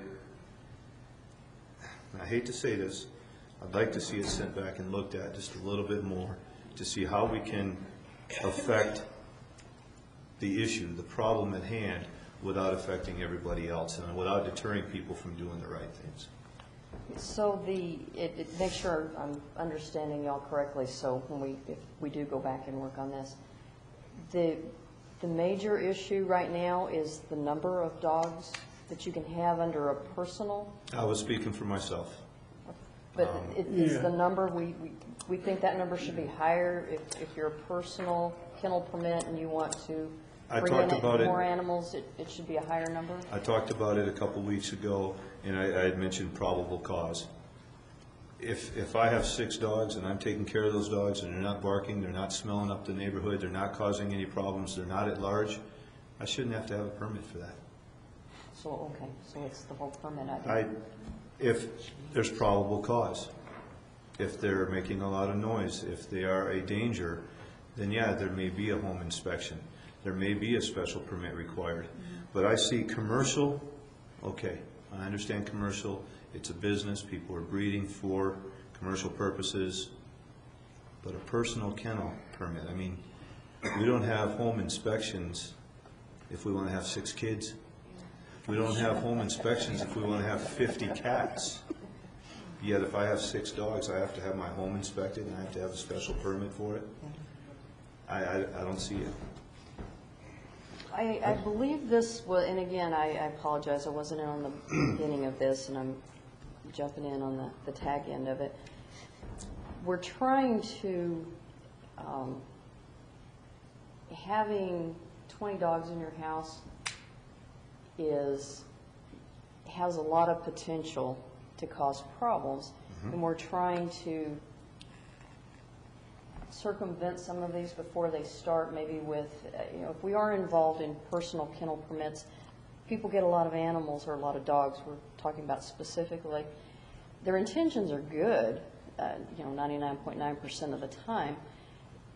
They love dogs, they want to have a lot of dogs, they're trying to help them for various different reasons, and a lot of people can take care of that many dogs. A lot of people can't, or they don't realize things are getting out of hand, and if they do need to have a personal kennel permit for X amount of dogs, we pick a reasonable number. If you live in Apache Villa, in one of those nice homes down there, I don't think anybody could reasonably keep 10 dogs in there without running into some problems. You live up on the north side of town and have 10 acres, you could have 20 dogs and not have a problem if you are really on top of it. Exactly. But I do believe that we need a personal kennel permit. We do need to find a number. If we need to negotiate this number, we can certainly do that if we need to. But I do really believe we need a number for personal kennel permits, just to help educate people, to help steer them in the right direction, and stop it from becoming a problem. We don't want to go in there after there is a problem and try to start backtracking and making peace with the neighbors. And Under the personal permit, it states right in there that all personal dog kennel permits shall be, all of them shall be vaccinated and licensed and spayed or neutered. If I've got 6 dogs and one of them I don't want spayed or neutered, maybe someday I may breed that dog, maybe someday I may want that dog's bloodline to be passed on. This is stating I can't do that. Under our current personal kennel permit, we can't do it now either anyway. There's no breeding allowed. under the current personal So kennel if I've permit. got a full-blooded rare dog, I have to fix that dog. Yeah. I should have the right to say I don't want to. You know, a friend of mine had a Belgian sheepdog. He paid thousands of dollars for that. If he wants to breed that dog with another one someday, he should have the right to do that. And this ordinance is saying, no, you can't. It has to be spayed or neutered. And that, I should have the right to not do that. That's where the following permit comes up. Can I jump in here? When the city first incorporated, we had animal control regulations. You could only have 3 dogs. They vaccinated, licensed. I don't recall there was a spaying, neutering requirement in there. The first change was to allow up to 4 dogs, and there were some conditions attached to that. Now, the suggestion is to take it to an even higher level, and again, there's conditions attached to that. And you all know how much of a dog lover I am. But not everyone is a responsible dog owner. Right. And with regard to breeding, yeah, you could still have a dog that can be bred, however, it can't exceed the number. But what this is going to do is the guy who's got those, and he reads this, is going to go, you know what? I'm not registering that dog. I'm not going to get him vaccinated. I'm not going to get a license. He's not going to have shots. Now he's going to be more illegal because now he's got a dog running around that's not registered at all because he doesn't want to have him spayed or neutered. But then again, We're deterring people from doing the right thing. going back to the property maintenance standards, this is just my opinion, I think your suggestion would be to craft an ordinance that addresses that one individual as opposed to what I believe is a very large part of our organization in this community that are responsible pet owners, that do the right things, they do get the licenses and the vaccinations, and the parvovirus shots and all the other autoimmune, vaccinations. And for those people who don't want to take on that responsibility, shame on them. Because I've seen dogs that have illnesses such as parvovirus, and it's a very heartbreaking thing for an animal to go through. So, as a dog lover, I support what they're doing. I'm afraid that we're deterring people from doing the right things by putting so many limitations on them. And, excuse me, when we were discussing that specific thing is one of the things that I had requested and they did do into this, and that is if it's going to endanger the safety of the dog, a certificate from a veterinarian would allow that animal to not fall under that requirements. Because picking on myself, we had a dog that we got from my wife's parents, and we were in violation because that animal was too old. And we couldn't, and the current rule is it had to be. And when we went to the vet, they said, you might as well put the animal down because it's too old. So, and I understand what Joe is saying because we were in violation because we did not come forward and say that, hey, we had more than the numbers because we were forced into that situation. Right. One of the things that you were asking what were some of my objections is to, my objection is, in a sense, is this, the 30-day, and not necessarily the number of animals, but is if you are doing, I'll pick on what I had said before, there's this person that does for the blind, for the dog, what do they call it? CNI dogs. CNI dogs, thank you. Yeah. Service dogs. Service animals, there we are. And I would like to have the ability to say, whether they come and register and say, this is what I'm doing with this animal. And sometimes it takes, you are working with a couple of animals and you're working them through the system. You have one that's up here and you have another one that's back here in the training program as you're working through it. And again, it's not done as a business. Yeah. And now we're trying to force them to become a commercial. And really, in a sense, they're not. And they feel that they don't want to fall underneath that commercial. Can I make a suggestion? And I agree with Councilmember Wilson. Assistance dogs and it's rare to have more than one of them at a time in the household. But if you look at the very last section, it's Article, well, it will be Article 6-8. It talks about keeping swine for special projects, and that was put in there purposely to assist participants in 4-H projects. Maybe there can be something added that talks about seeing eye dogs or service dogs that allows that same type of exemption. Yeah. I just would like to make a suggestion.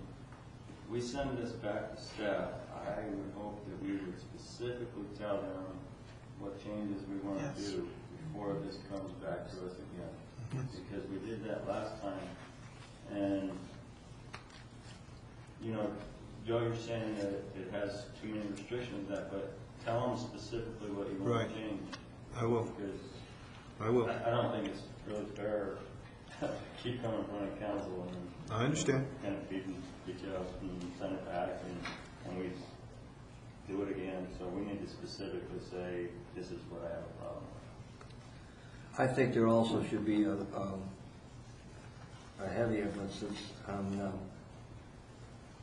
discretion of the officer. Yes. I mean, you know, you can walk in a house.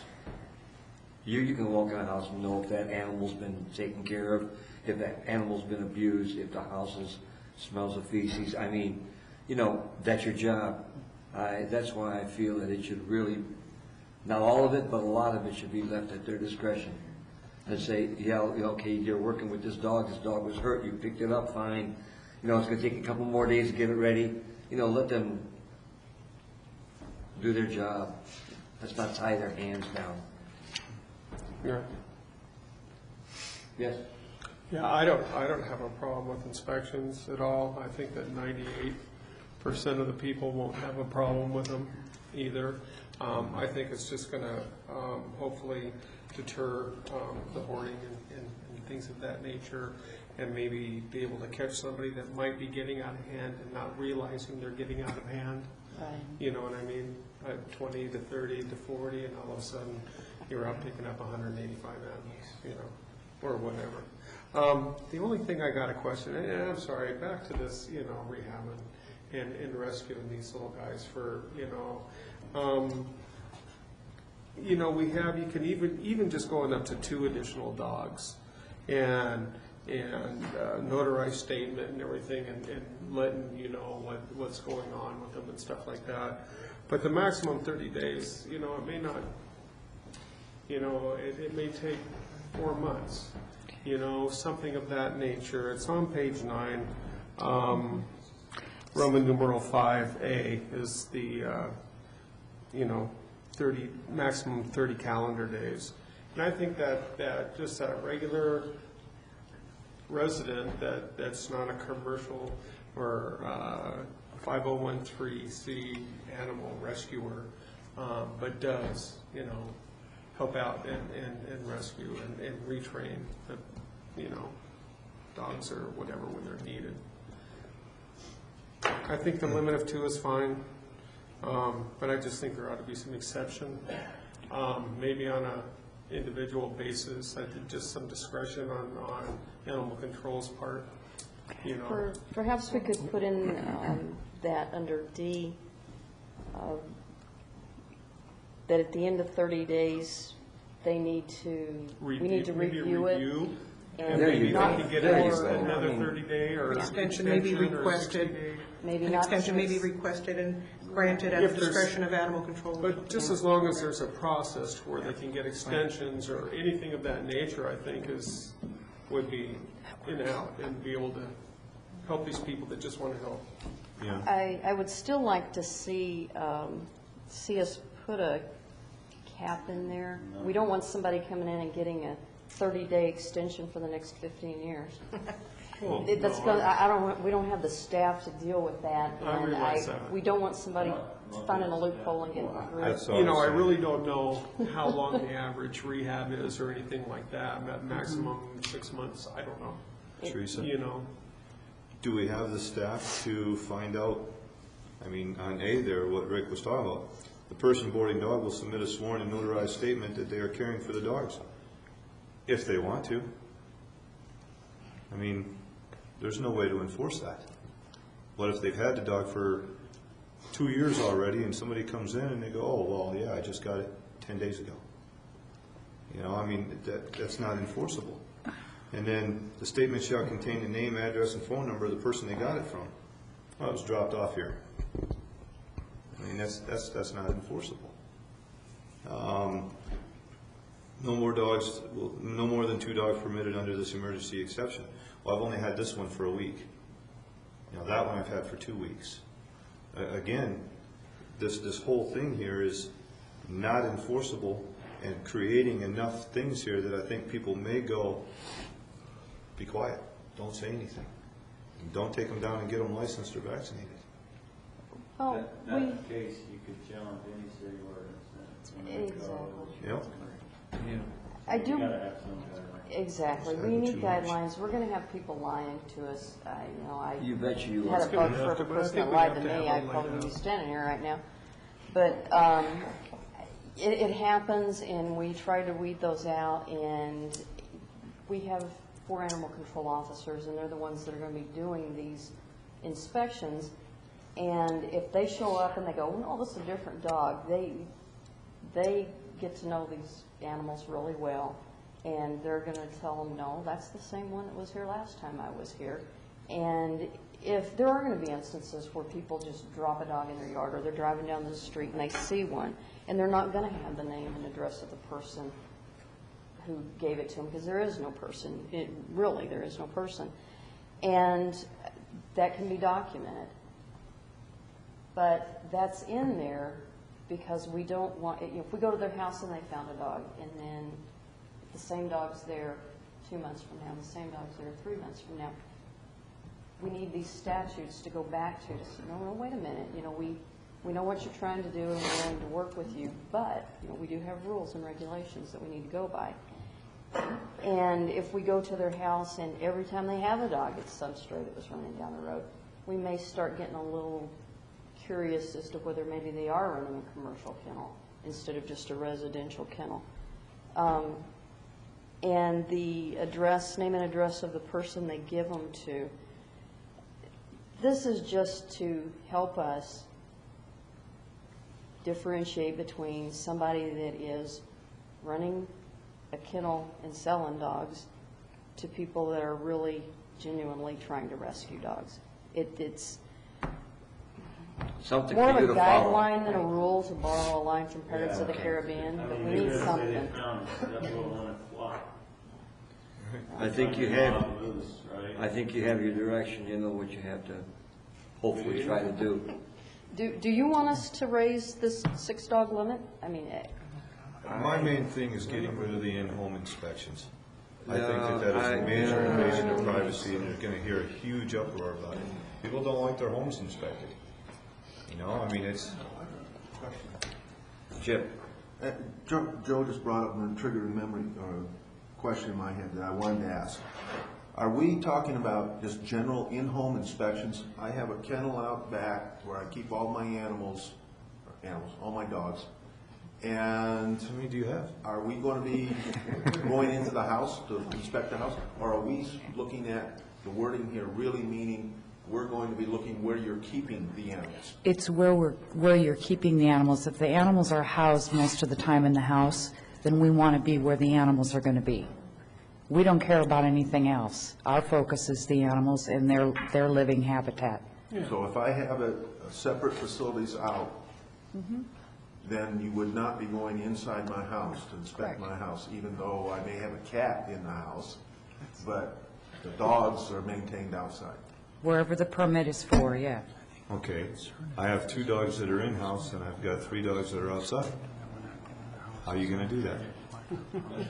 I need to see both places then. No, I'm serious. These are questions that are going to come up. Wherever the animals are living, and we do have permits right now where some of them are inside and some of them are outside. I have not had a problem yet with somebody having a problem with me coming and doing an inspection. They do not have a problem with it. These are the law-abiding, respectable citizens of Apache Junction, and they know why we do this. They know we have to do this because they watch the news, they see what's going on. And it's not just in our community, it's all over the valley. And we need to take control. Mr. Mayor? Yes. I think I understand what Mr. Severs is saying. I think the scare is that, hey, we're going to come in, animal control is going to see all the illegal things inside someone's house, and then they're going to say, okay, we're going to bring code compliance in next, and we're going to bring in, I mean, if they see illegal drugs, that's one thing, but, and, you know, that never happens, of course, right? Yeah. Well, I don't think this is just going to be a fishing expedition for everything in the house. And Mr. Severs, you were talking about, well, you need probable cause. Well, technically, you probably don't in this case because this is an administrative permit. However, I think if someone says, you know what, I don't want you coming in my house. Well, where do you keep your dogs? Keep them in the house. Well, okay. You know, we smell something sweet. It smells like marijuana. Do you have marijuana in your house? Well, no, I don't. But you can't come in the house. Just give me my permit. Well, they're not going to just jump into the house. They're probably going to go back. They're probably going to go talk to Mary Ann. They're going to say, here's what we got. Should we get a warrant? And then Mary Ann's going to probably say, well, you don't need one, but you probably should get one. And so there are some protections here. And I understand what your issue is here. Well, what if there is no sweet smell? There is no bad smell. There's no nothing. Okay. But you know what? I don't like people in my house. And where do you keep your dogs? My dogs stay in my house. Okay. So now you're going to deny me a permit or deny me a renewal, which is going to put me in violation of how many different laws because I don't want somebody in my home. Well, I think if there is indicia of some kind of illegality, I think that is going to spark something in the officer's mind. I mean, I can understand why I understand that you have a Fourth Amendment right not to have people come inside your house. So I guess it is a policy issue on whether you want to keep that inspection, that annual inspection. It doesn't say go in the house. It just says the inspection is made. It just says inspection. It doesn't say in the house. So I did keep out in the house. Well, it's where the dogs are. Yeah. Well, it's where the dogs are. That's correct. Now, what would you do if someone said, no, you can't come in the house. I've got between 4 and 5 dogs. Give me a Class 1 permit. I don't know what I would say because I've never had that problem. Everybody's complied. I would probably call you, say, what do I do now? And I would probably say this is an administrative permit process. In order to get a permit, we need to inspect where the dogs are kept. They're refusing. I'd say they don't get their permit. That's the legal answer. I think part of the confusion here is that the officers are just going to go like stormtroopers in a house to see how many dogs you have. And it's a compliance issue. If you want to apply for a driver's license, but you don't want to take the test, guess what you don't get? If you want to apply for a permit and you want to allow us the inspection, whether it's in your backyard or in a house, then you have to comply with the requirements of the city, which is what you all have told us to enforce. And if you say, I got 6 dogs, but you can't look at them, I guess you're not going to get a permit. I think that's the problem, is I think there'll be a lot of people, now that this has been made public, there'll be a lot of people now that won't apply for a permit because of the inspection. But the main thing on this whole issue is that we're asking them to comply. We're not asking them to submit. Is that you're asking the city to give you something that you're not entitled to just because you ask for it. You're supposed to get on compliance. Show me how you're taking care of the safeguards, how you're protecting the animals, whatever they may be. And if you're not protecting them, whether it's in your house or in your backyard, then I think it's the obligation of the city to say, well, we can't issue you a permit this time until you comply to show us that you're taking care of the animals. And I think that's what the whole bottom line is. The bottom line. And we're talking about discretion and all these other things, and the officers are not running around looking. Believe me, as you all know, they have more than enough stuff to keep them busy to worry about if a guy's got 5 dogs or 6. So we're asking people to comply. It's a compliance issue, and that's what we're asking for the folks to do. In addition, you're upping the number of animals that are allowed, a number of dogs. So that is something that the city is giving. The city is giving up another amount. Right now it's up to 3, and you don't need any permit. 3, you don't need any permit, and over 4, you do. 4 and above, you do. That's correct. The current law is you have to have it with 3, so we've upped it to a fourth one. You can have a fourth one. Okay. You can have 3 now, excuse me, and not have Right. permit one before you had to have it at 3.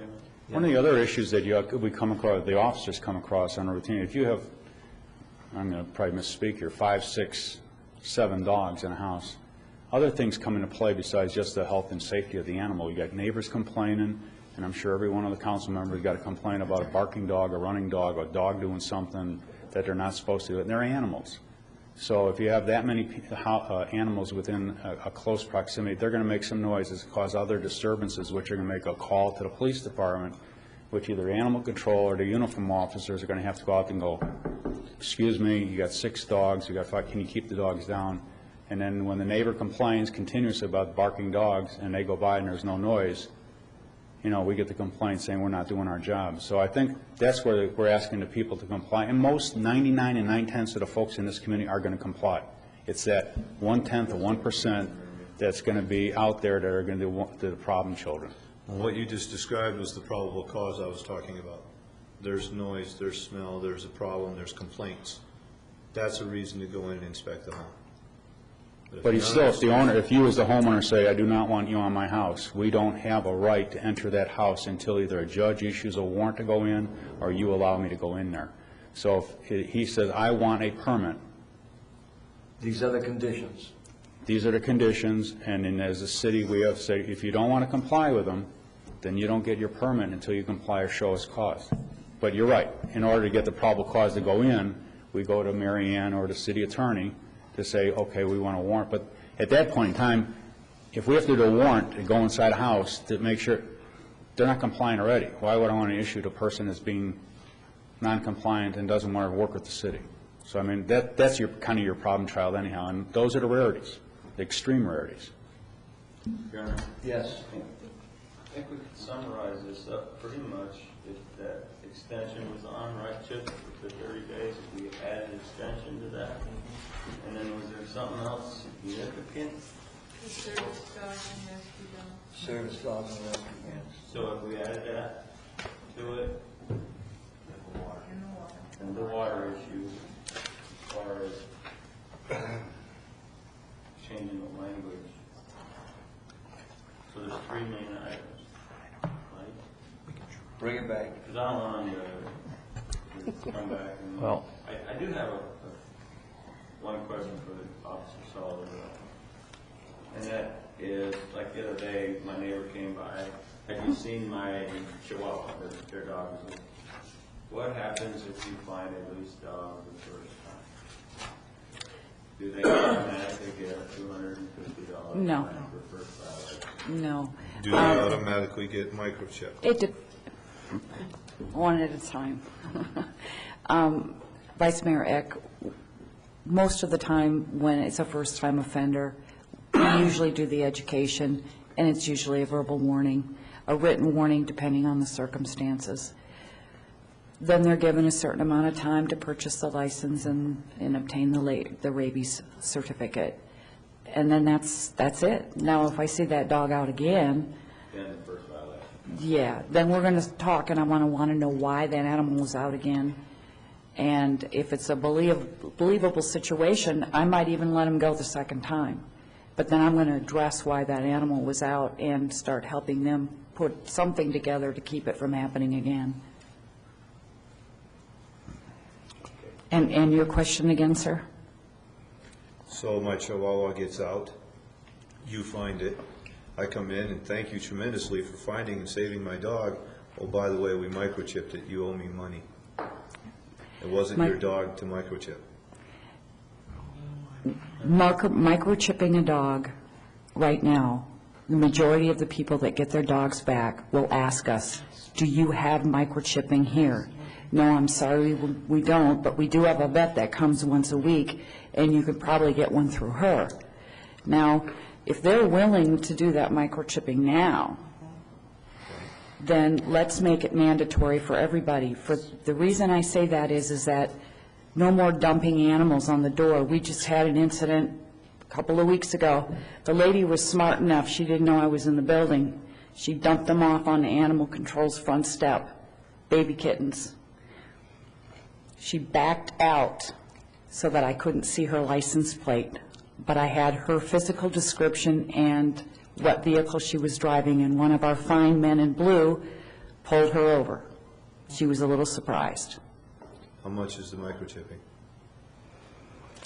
We are putting it through, I don't have the figures in front of me right now. It's, hold on a second. It's less than you would pay Yep. at a veterinary shop or a PetSmart or a Petco. What, if you can't afford it? You know, Get rid of dogs. if one of my dogs were to get lost, I would want that microchipping. Absolutely. It's $25 per dog at large. At large. And $12 per adopted cat. That's more than reasonable. That's the proposed amount. Mr. Mayor, this is on for tomorrow night. Yes. For public hearings, so I don't know if you want,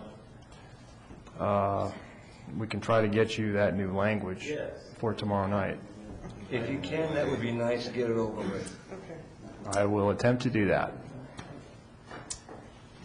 Okay, that's it. We're adjourned.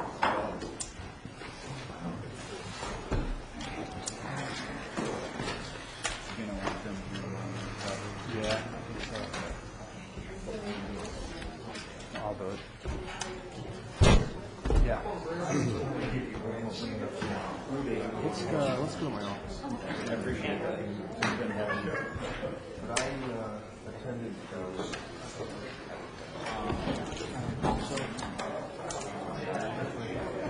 I get to sit in the stands and do all that. No problem. I just want to catch the course I wanted the course and Big how to I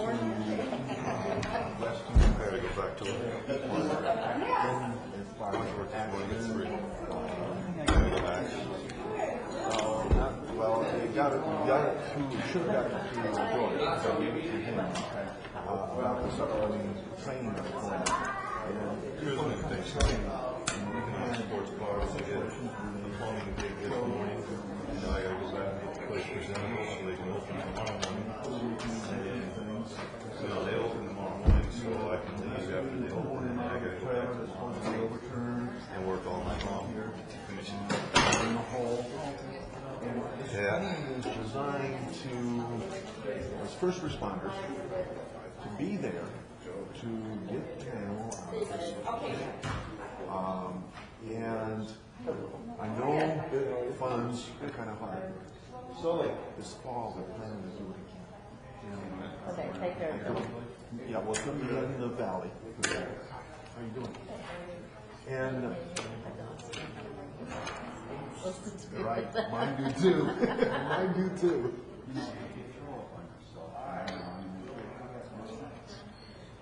Although I don't like Well, I don't, but I won't dump a 35-gallon container of water when it's full, and I got a little bit. there's so many waters. But anyway, they're going to be doing it again. And I'm going to try to suggest through that we send, because I have someone from Tucson that came up for the training. And his idea is to become familiar with it and everything and work with the local fire department on it.